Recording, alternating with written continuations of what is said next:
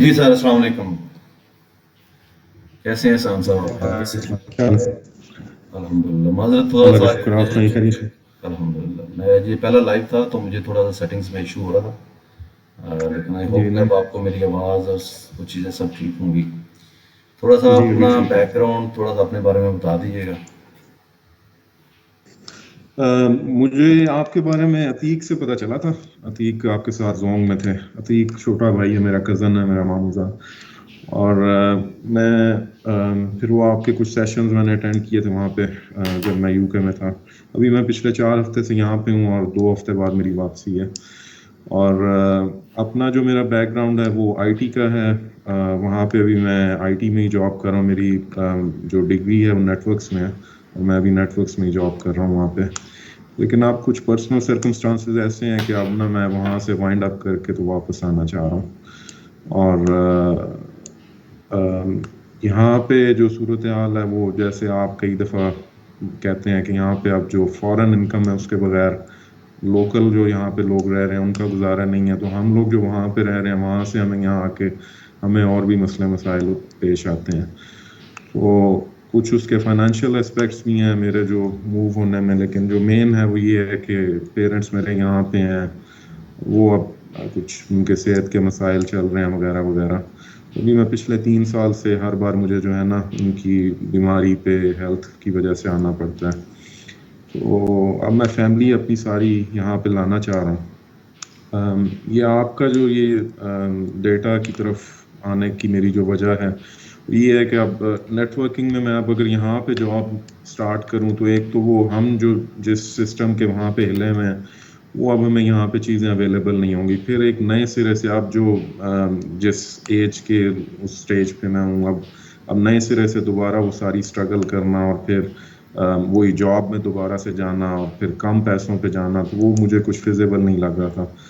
तो अतीक से मुझे आपका पता चला तो मैंने कहा कि शायद इसको भी हम ट्राई करते हैं कि क्या इसमें। तो ये वजह थी मैं इसकी तरफ आया। और अभी कुछ मैं इसी में आगे करना चाह रहा हूँ। तो बस ये है मेरा बैकग्राउंड। आईटी में कोई डेटा के ऊपर आपने इससे पहले काम किया है?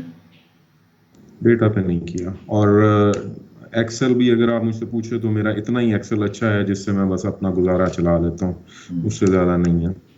आपके जो कोर्सेज हैं वो मैं पावर बीआई के ऊपर, एक तो वो जो क्लासेस थी आपकी मैंने वो अटेंड की, फिर आपकी मैं वो 2 सीरीज देख चुका हूँ। एक मई का बैच था और एक पिछले साल का नवंबर का शायद था, वो मैं देख चुका हूँ। सही। तो जब मैं यहाँ आया पिछले 4 हफ्ते से मैंने आपकी क्लासेस अटेंड नहीं की यहाँ पे, कुछ टाइम और हेल्थ के वो पेरेंट्स के जो मसाइल चल रहे थे उस वजह से। तो ये है।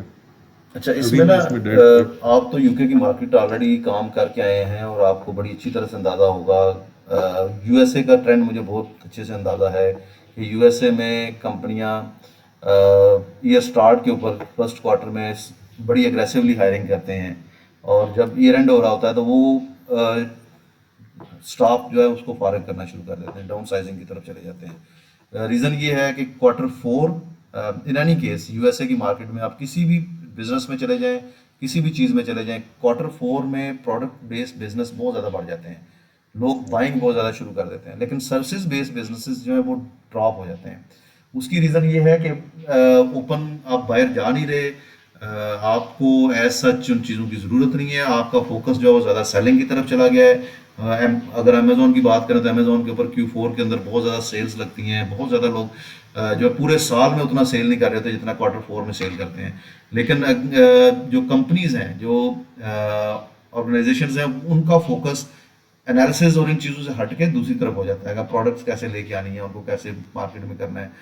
रियल एस्टेट में मैंने काम किया है तो रियल एस्टेट में भी ऐसे ही होता है कि आपका जो ईयर एंड होता है, आपकी जो मूवमेंट्स हैं, इन आउट हैं, क्योंकि सर्दी होगी, बर्फबारी होगी, तो इन आउट्स बहुत कम हो जाता है। वो टेनेंट्स जो आ गया है वो वही रहता है। अब उसने दोबारा निकलना है कहीं अप्रैल मई में जाके। ये स्टार्ट के ऊपर मोस्टली मेरा पिछले 3 साल का मैंने ट्रेंड ये नोट किया है। 2021 से मैंने ये स्टार्ट की थी फ्रीलांसिंग। ये स्टार्ट में यूएसए में ये होता है कि आपको फर्स्ट क्वार्टर के अंदर, जिसमें फेब से लेके मोस्टली अप्रैल तक चला जाता है ये काम, अपवर्क के ऊपर जॉब्स बहुत ज़्यादा आती हैं, फुल टाइम जॉब्स आती हैं, जिसमें पावर बीआई की खास तौर पे बड़े अच्छे रेट्स के ऊपर जॉब मिल जाती है। डेटा एनालिटिक्स की वैसे जॉब्स हैं, सिर्फ एक्सेल का और गूगल शीट का स्किल लेके चले जाएं तभी आपको काम मिल जाता है। सिर्फ चाहिए क्या आपको कि आपका एक अच्छा पोर्टफोलियो होना चाहिए और प्लस आपका जो ट्रैक रिकॉर्ड है इसका कोई आपके पास वो होना चाहिए, जिसमें आप ये बता सकें कि वाकई आपने कोई काम किया हुआ है।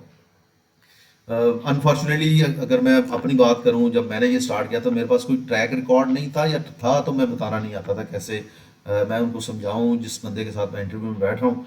आपको आपके लिए प्लस पॉइंट ये है कि आप कम्युनिकेशन का आपको कोई इशू नहीं है। गोरे का माइंडसेट आप बड़ी अच्छी तरह से जानते हैं, उन कंपनीज को बड़ी अच्छी तरह से जानते हैं, वो किस तरह से काम करती हैं, वो किस लेवल पे है ये आप बड़ी अच्छी तरह से जानते हैं। आपको वो सारी चीज़ें ज़ीरो से सीखने की ज़रूरत नहीं है। आपको सिर्फ ज़रूरत है तो स्किल सीखने की ज़रूरत है कि एक चीज़ है वो आपने सीख ली, उसको लिया और इस मार्केट के अंदर इन हो गए। आपको सिर्फ इस चीज़ की ज़रूरत है। प्रोजेक्ट्स बेस्ड भी होता है, लेकिन मेरी अपनी जो, चूंकि मैंने सारी ज़िंदगी जॉब की है और मैं जॉब को ही प्रेफर करता हूँ, उसकी सिर्फ सिंपल सी रीज़न ये है कि आप पूरे साल में किसी भी मंथ में ऐसा नहीं होता कि आपके पास काम नहीं है और आप परेशान हैं। जैसे इन दिनों में वर्डप्रेस डेवलपर्स बहुत ज़्यादा परेशान हैं, क्योंकि बहुत ज़्यादा डेवलपर हो गए अपवर के ऊपर, फाइवर के ऊपर। तो वो लोग जो डायरेक्ट काम करते रहे हैं उनको अभी ऑर्डर्स नहीं मिल रहे।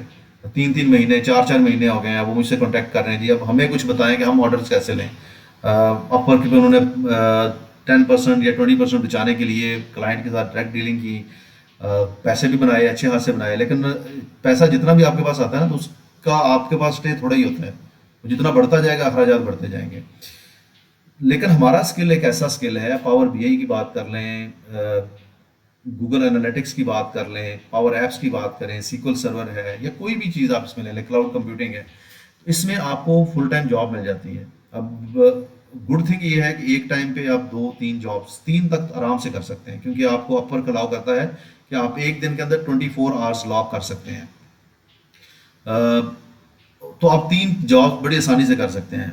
क्लाइंट जो है वो अगर आप अच्छे स्किल्ड हैं, अच्छी कम्युनिकेशन के साथ जाते हैं, एक अच्छा रिलेशनशिप किसी क्लाइंट के साथ या किसी कंपनी के साथ बिल्ड करते हैं, उनको इस चीज़ से भी कोई गर्ज नहीं होती कि आप अपना टाइम मैनुअल रिकॉर्ड कर रहे हैं या आप उसको ट्रैकर के थ्रू रिकॉर्ड कर रहे हैं। तो उसके लिए उनको सिर्फ अवेलेबिलिटी चाहिए होती है कि रात के टाइम पे जब उनका वर्किंग आवर है, जैसे मैं यूएसए में काम करता हूँ, तो शाम को 6 बजे वो लोग उनके 8 बज जाते हैं और वो लोग काम स्टार्ट कर देते हैं। तो मैं 6 बजे शाम से अवेलेबल हो जाता हूँ, सुबह के 3 बजे तक मैं अवेलेबल रहता हूँ। और उन 2 जॉब्स हैं तो दोनों जॉब्स के लिए मैं अवेलेबल रहता हूँ, प्रॉपर्टी मैनेजमेंट कंपनी वाली जॉब के लिए भी और दूसरी जॉब के लिए भी। काम इतना ज़्यादा नहीं होता जितना लोकल ऑर्गेनाइजेशंस के अंदर मैंने काम किया है। हमें यहाँ पर तो आप ओवर बर्डन किया जाता है, आपको इतना एंगेज कर दिया जाता है कि आप 12 क्या 16 आवर्स भी काम करें तो आप उस जॉब की रिक्वायरमेंट्स बड़ी मुश्किल से फुलफिल करते हैं। लेकिन वहाँ पे ऐसा नहीं है, वहाँ पर स्पीड नहीं चाहिए, वहाँ पे बहुत ज़्यादा काम नहीं चाहिए, वहाँ पे एक्यूरेसी चाहिए। वो कहते हैं जी एक रिपोर्ट बनाएं, 1 महीना लगाएं, कोई मसला नहीं है, लेकिन नंबर्स ठीक होने चाहिए। बल्कि इवन के मेरे पास एक ऐसा भी एक्सपीरियंस है, मैंने 1 साल जॉब की थी CDW के अंदर। ये भी बहुत बड़ी कंपनी, आपको अंदाजा होगा इसका। 1 साल के अंदर मैंने सिर्फ एक रिपोर्ट बनाई थी, मुझे हायर किया गया था, उनकी एक रिपोर्ट थी एक्सेल के अंदर, उस एक्सेल की रिपोर्ट को मैंने पावर बीआई में ट्रांसलेट करना था। वो ट्रांसलेट करते गए, रिक्वायरमेंट्स बढ़ती गई, उसमें पावर एप्स भी ऐड हो गया, पावर ऑटोमेट भी ऐड हो गया, कैलकुलेशन हमने डैक्स में की। फिर उन्होंने कहा नहीं, अब ये कैलकुलेशन आप सीक्वल सर्वर एंड पे ले जाएं, क्योंकि रिपोर्ट का जो लोडिंग टाइम है बहुत ज़्यादा बढ़ गया है। फिर हमने उसको दूसरी तरफ मूव कर दिया। सो हमारे पास इंटरनेशनल मार्केट के अंदर बहुत ज़्यादा अपॉर्चुनिटीज़ होती हैं। स्टार्ट करना थोड़ा सा मुश्किल होता है। यहाँ पे स्टार्ट करना इसलिए मुश्किल होता है कि अब मैंने जैसे आपको बताया कि हमारे पास कोई ऐसा प्रूफ नहीं होता जो हम दिखा सकें जिसको वो एक्सेप्ट करे कि वाकई इस बंदे ने काम किया। ना तो हमारी वेबसाइट होती है, ना ही हमारा कोई यूट्यूब का चैनल होता है, ना ही हमारा कोई फेसबुक का पेज है, ना ही कोई इंस्टाग्राम का पेज है जिसके ऊपर हम अवेलेबल हों हर वक्त लोगों के सवालों के जवाब देने के लिए। ना ही हमारा कोई प्रोफाइल के ऊपर रिव्यू होता है। रिव्यू बड़ी इंपॉर्टेंट होते हैं, आपकी जो अपवर्क की प्रोफाइल है खास तौर पे। जब ये सारी चीज़ें नहीं होती तो फिर हमारे लिए जॉब लेना बड़ा मुश्किल होता है। अब उसके लिए फिर हम 2 चीज़ें हम करते हैं। एक चीज़ तो हम ये करते हैं, हम कहते हैं जी ठीक है, आए कनेक्ट्स बाय करते रहें और हम आपको तरीकाकार बता देते हैं कि मछली कैसे पकड़नी है और आप उसके ऊपर वर्किंग करते रहें।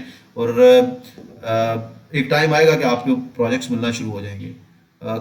कुछ लोग ऐसे भी होते हैं जिनको पहले 1-2 महीने के अंदर मिल जाते हैं, और कुछ लोग 6-6 महीने भी इसके पीछे दौड़ते रहते हैं, और कुछ मेरी तरह के होते हैं जिनको 1 साल के बाद काम मिलना स्टार्ट होता है।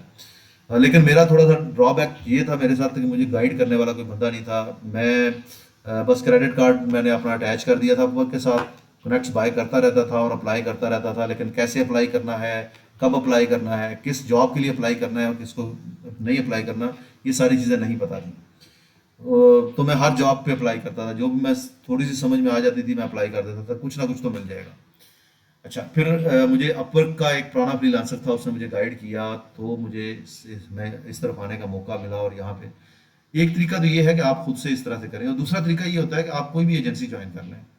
अब एजेंसी के ना अपने अपने रूल्स होते हैं, ये भी सॉर्ट ऑफ सॉफ्टवेयर हाउसेज ही हैं, तो इनके अपने अपने रूल्स हैं। कुछ आपको जॉब पे रख लेते हैं, आपको कहते हैं जी हम काम पकड़ेंगे, हम काम आपको दे देंगे, आप करेंगे, आपको मंथली इतनी सैलरी मिल जाएगी। कुछ प्रोजेक्ट बेस रख लेते हैं सॉफ्टवेयर हाउसेज, कुछ रेवेन्यू शेयर की बेस पे रखते हैं। जो रेवेन्यू शेयर की बेस के ऊपर रखते हैं ये बेस्ट होते हैं as compared to the other ones. बाकी जो है ये लाख, 1.25 लाख, 1.5 लाख यहाँ तक देते हैं आपको।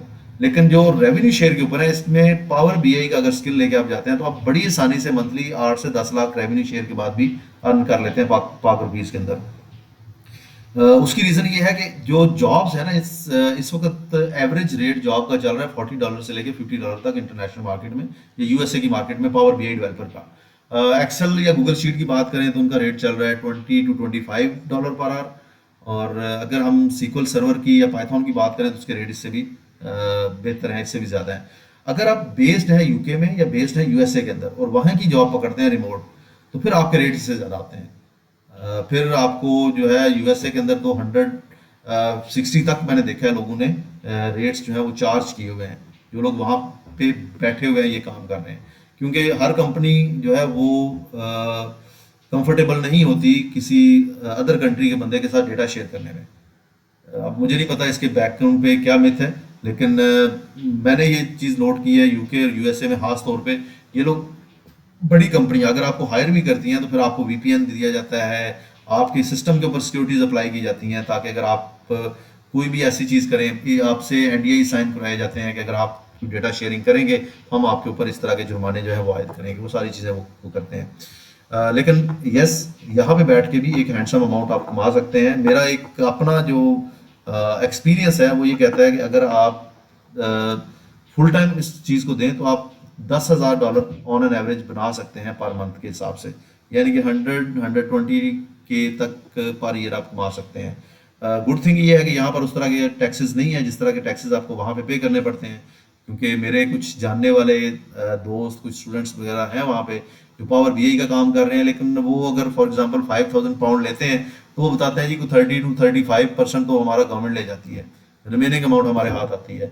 Same goes with USA, USA में भी टैक्सेस बहुत हैवी हैं। यहाँ पर अगर आप रजिस्टर्ड फ्रीलांसर हैं, रजिस्टर्ड तो कोई भी नहीं इस वक्त कर रहा, तो 1% है, अदरवाइज 2% है, लेकिन दे कोई भी नहीं रहा गवर्नमेंट को इसके ऊपर। तो गवर्नमेंट इसलिए खामोश है कि इनको एटलीस्ट डॉलर्स तो बाहर से आ रहे हैं, फॉरेन करेंसी तो आ रही है। सो जो आप अभी पाथ चूज करने जा रहे हैं ये बड़ा ज़बरदस्त है, बड़ा बेस्ट है। आईटी आपका बैकग्राउंड है तो आपको इसमें आने के लिए 3 महीने का टाइम बहुत है, फेयर एनफ है ये टाइम आपके लिए। आपने ना एक छोटा सा काम करना है। मेरे पास आप आएंगे एक वीक में 6 आवर्स के लिए, 3 घंटे एक दिन, 3 घंटे दूसरे दिन। आपने उसके अलावा कम से कम 20 to 25 आवर्स आपने खुद से भी लगाने हैं इसके ऊपर, ताकि वो जो 8 वीक है उसको 3 मल्टीपल के साथ आप प्रैक्टिस कर सकें।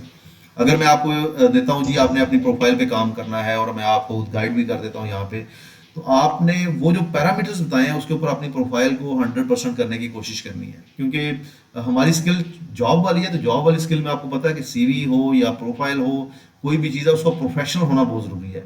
जो ये वीडियो एडिटर होते हैं या ग्राफिक डिज़ाइनर होते हैं उनके लिए ऐसा जिसकी इतने वो कंडीशन नहीं होती, क्योंकि उनका काम और नेचर का है, उनकी कोई जॉब नहीं है, वो उस तरह से किसी कंपनी के पास नहीं जा रहे, वो तो सिंपली एज अ कॉन्ट्रैक्टर जाते हैं या एज अ डिजिटल मजदूर जाते हैं और जाके उनसे काम लेते हैं, उनसे पैसे ले लेते हैं, काम कर देते हैं। और वहाँ पर मोस्टली बड़ी कंपनियां इन्वॉल्व भी नहीं होती, वहाँ पर आपके साथ छोटे छोटे फ्रीलांसर्स जो हैं वो इन्वॉल्व होते हैं, यूट्यूबर होते हैं या कोई ब्लॉगर्स होते हैं जो कि आपके साथ इन्वॉल्व होते हैं। लेकिन हमारे केस के अंदर हमारे साथ बड़ी कंपनियां इन्वॉल्व होती हैं। अगर मैं अपने जिनके साथ मैंने काम किया मैं बात करूं तो मैंने गोल्डन पियर फंडिंग कंपनी के साथ काम किया, ये यूएसए बेस्ड है। मैंने सीडीडब्ल्यू के साथ काम किया है। इसके अलावा मैंने आईएम कॉर्प के साथ काम किया हुआ है, ईवाई के साथ काम किया हुआ है। इस वक्त ईआईजी प्रॉपर्टी मैनेजमेंट यूएसए की कंपनी है, इसके साथ मैं काम कर रहा हूँ। तो आपको एक्सेलॉन के साथ मैंने काम किया, अगर एक्सेलॉन का आपने नाम सुना हो, ये एनर्जी कंपनी है, यूएसए की बहुत बड़ी कंपनी है ये भी।